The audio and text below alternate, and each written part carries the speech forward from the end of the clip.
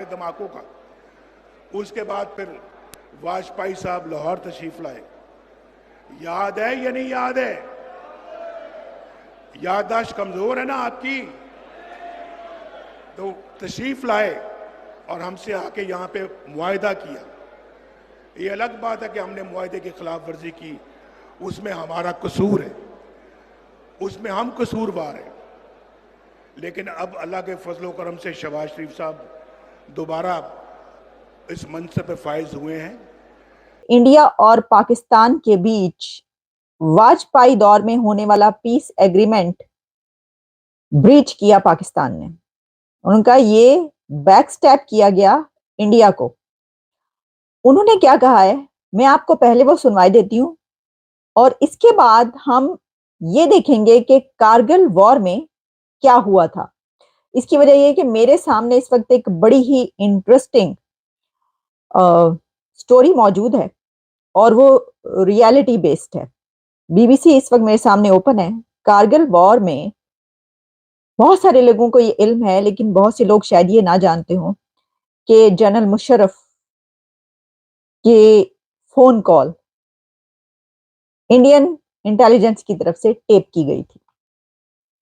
और ये मैंने आपको कहा ना, बड़ी दिलचस्प कहानी है ये, इसकी तरफ आते हैं। लेकिन पहले मैं आपको ये सुनवाई देती हूँ कि नवाज शरीफ साहब ने क्या कहा है। वाजपेयी साहब लाहौर तशरीफ लाए। याद है या नहीं याद है? याददाश्त कमजोर है ना आपकी? तो तशरीफ लाए और हमसे आके यहाँ पे मुआहदा किया। ये अलग बात है कि हमने मुआहदे की खिलाफ वर्जी की, उसमें हमारा कसूर है, उसमें हम कसूरवार हैं। सुनो भाई, सुनो सुनो। इस दिन प्रेसिडेंट क्लिंटन ने, सुन रहे हैं आप भी सुन रहे हैं कि नहीं? भाई साहब सुन रहे हैं? अब जरा मेरी तरफ देखें। उस दिन प्रेसिडेंट क्लिंटन ने कहा कि हम नवाज शरीफ साहब $5 अरब दे रहे हैं आपको, $5 अरब। आप प्राइम मेहरबान। अब आगे जो है वो ये बात कर रहे हैं चागी में होने वाले धमाके, जो कि पाकिस्तान ने वो धमाका किया था। लेकिन उससे पहले उन्होंने ये कहा है कि 1999 में वाजपेयी साहब जब लाहौर तशरीफ लेकर गए तो वहां पर एक पीस एग्रीमेंट हुआ और उस पीस एग्रीमेंट के मुताबिक ये बात तय पाई गई कि दोनों के बीच कोई जंग, कोई लड़ाई झगड़ा नहीं होगा दोनों कंट्रीज के बीच, और ये पीस एग्रीमेंट के तहत पीस रहेगा। लेकिन उसके बाद पाकिस्तान ने बैक स्टेप किया जनरल मुशर्रफ के दौर में। बल्कि अगर ये कहा जाए कि जनरल मुशर्रफ ने बैक स्टेप किया और कारगिल जंग की बगैर वजीर आजम को बताए, प्राइम मिनिस्टर ऑफ पाकिस्तान को बताए बगैर ये जंग की गई थी। उस वक्त के आर्मी चीफ जनरल मुशर्रफ ने ये जंग, कारगिल जंग शुरू की थी। तो देखिए, अब एक फॉर्मर प्राइम मिनिस्टर इसको एक्सेप्ट कर रहा है कि बैक स्टेप किया गया है इंडिया को। तो क्या इंडिया के प्राइम मिनिस्टर जब ये कहते हैं कि इनसे दोस्ती नहीं हो सकती या बात नहीं हो सकती, या डॉक्टर जयशंकर जब ये कहते हैं कि जो दहशतगर्दी, हमले और दोस्ती एक साथ नहीं चल सकते, तो क्या वो गलत कहते हैं?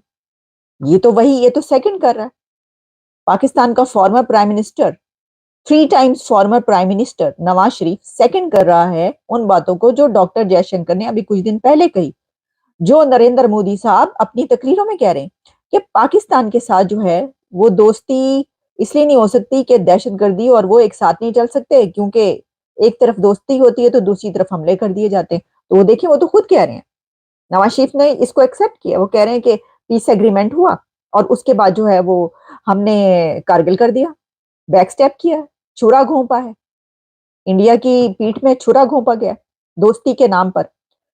तो इसी चीज से वो डरते हैं और यही वजह है कि अब उन्होंने ये बात ठान ली है। अब वो ये कहते हैं कि नहीं, हमें नहीं चाहिए दोस्ती। इसकी वजह है कि अब उनको जरूरत ही नहीं, भारत को अब पाकिस्तान की दोस्ती की, रिलेशंस की कोई जरूरत ही नहीं है। भारत इतनी आगे निकल चुका है, इतना आगे वो अपनी कंट्री को ले गए हैं कि उनकी हुकूमत को अब इस चीज से कोई फायदा नहीं है कि वो पाकिस्तान के साथ ताल्लुकात रखें या ना रखें।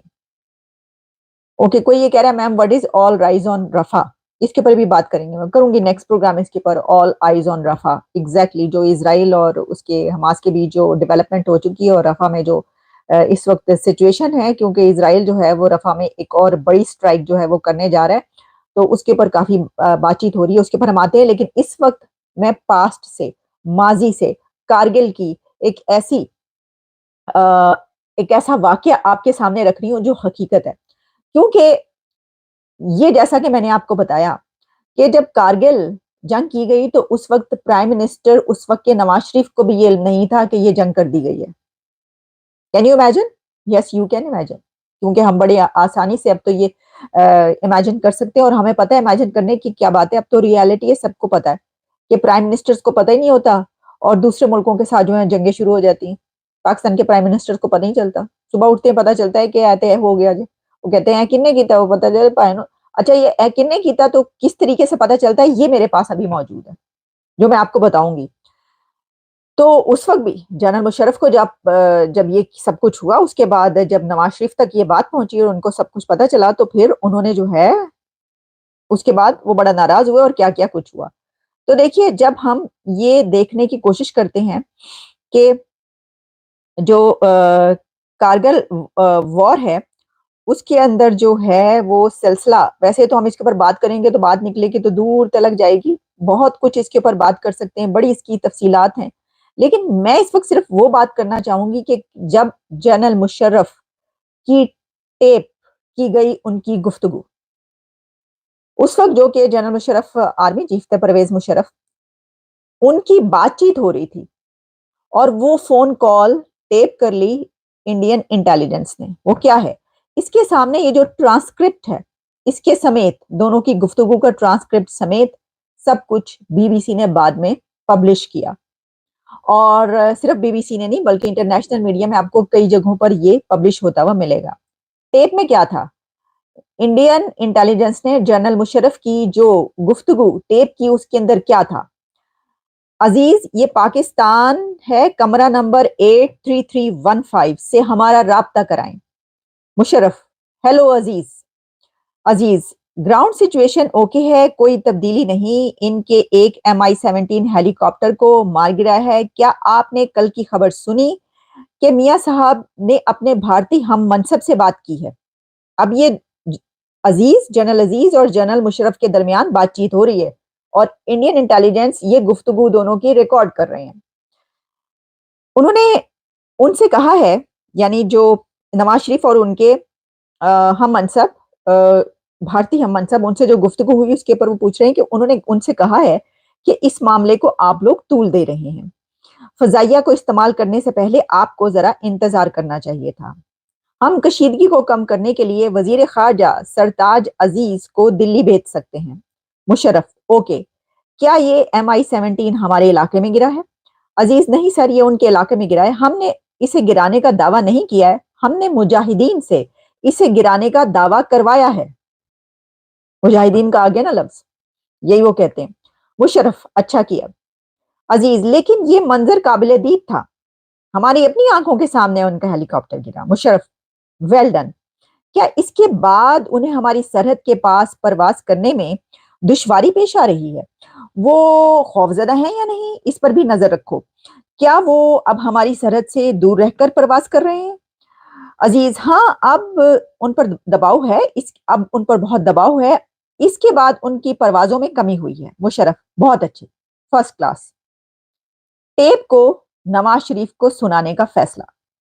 इंडियन इंटेलिजेंस जब जनरल मुशर्रफ की ये कन्वर्सेशन रिकॉर्ड कर लेती है कि इन्होंने ये किया है कि मुजाहिदीन का नाम लेकर और वहां पर इस तरीके से मलेशिया जो है उसको इनफिल्ट्रेशन हुई वहां पर और इस तरीके से उसे हमला करवाया गया, और उसका मकसद क्या था कारगिल वार का? कश्मीर लेना। यानी ये जो कश्मीर की रट या वो है, वो तब से लेकर अब तक, इससे पहले जब जनरल हसन अख्तर थे और अयूब खान का दौर था, उस वक्त हम कई मरतबा इसके ऊपर बात को कर चुके हैं। डॉक्टर इश्तियाक अहमद जिन्होंने बड़ी इसके ऊपर किताबें लिख दी हैं, उनसे भी कई मरतबा बात हो चुकी है। उस वक्त भी ये एडवेंचर करने का इतना ज्यादा शौक था और दिलचस्पी थी कश्मीर के लिए लेने के लिए कि उस वक्त भी एडवेंचर किया गया था और मुंह की खानी पड़ी थी। और ये कारगिल में भी ये एडवेंचर करने का शौक जो है बगैर प्राइम मिनिस्टर को बताए वो किया जा रहा है, और उसके बाद जो हुआ है जितना नुकसान हुआ है पाकिस्तान का वो आप जानते हैं। पाकिस्तान के पूर्व प्रधानमंत्री नवाज शरीफ का एक बड़ा कबूलनामा इस वक्त सामने आया है। उन्होंने मंगलवार को यह माना है कि पाकिस्तान ने साल 1999 में भारत के साथ किए गए लाहौर एग्रीमेंट को तोड़ दिया था। इसके अलावा उन्होंने परमाणु परीक्षण को लेकर भी एक बड़ा दावा किया है। उन्होंने कहा है कि तत्कालीन अमेरिकी राष्ट्रपति बिल क्लिंटन ने उन्हें परमाणु परीक्षण न करने के लिए $5 अरब का ऑफर दिया था, लेकिन उन्होंने साफ कह दिया था कि वो बिकने वाली कौम नहीं है। नवाज शरीफ ने अपनी पार्टी की एक मीटिंग में कहा कि 28 मई 1998 को पाकिस्तान ने 5 परमाणु परीक्षण किए। उसके बाद वाजपेयी साहब आए और हमारे साथ एक समझौता किया, लेकिन हमने उसका उल्लंघन किया। यह हमारी गलती थी। पाकिस्तान के पूर्व प्रधानमंत्री नवाज शरीफ ने आखिरकार मान ही लिया कि लाहौर समझौता उनके देश की ओर से तोड़ा गया था। साल 1999 में जनरल परवेज मुशर्रफ की ओर से लद्दाख के कारगिल जिले में गुप्त घुसपैठ का आदेश दिया गया था। भारत को जब इसका पता चला तो पूर्ण रूप से युद्ध शुरू हो गया था। नवाज शरीफ तब प्रधानमंत्री थे और भारत ने इस युद्ध को जीत लिया। 28 मई को पाकिस्तान के परमाणु परीक्षण को 26 साल हो गए हैं। इसकी वर्षगांठ पर नवाज ने कहा, राष्ट्रपति बिल क्लिंटन ने $5 अरब का ऑफर दिया था कि मैं परमाणु परीक्षण रोक दूं, लेकिन मैंने इसे इनकार कर दिया। उन्होंने ये भी कहा कि अगर आप ऐसा करते हैं तो आपके ऊपर प्रतिबंध लग जाएंगे, लेकिन मेरी जगह पर इमरान जैसा कोई आदमी होता तो वो बिल क्लिंटन की बात मान लेता। चलो, कम से कम पाकिस्तान ने ये माना तो सही कि जो कारगिल है वो उनकी गलती है। इसके साथ साथ में कल भी मैंने एक वीडियो अपलोड की थी जिसमें एक पाकिस्तानी पत्रकार ये कबूल रहा था कि शुरू से लेकर एंड तक हमने भारत पर हमला किया है। भारत में जितने भी आतंकी गतिविधियां हुई हैं उसके जिम्मेदार पाकिस्तान खुद रहा है। लेकिन आज पाकिस्तान की हालत कैसी है, शायद ये इसी चीज़ का नतीजा है। आप लोग क्या सोचते हैं कमेंट करके बताएं। चैनल पर अगर नए हैं तो चैनल को सब्सक्राइब जरूर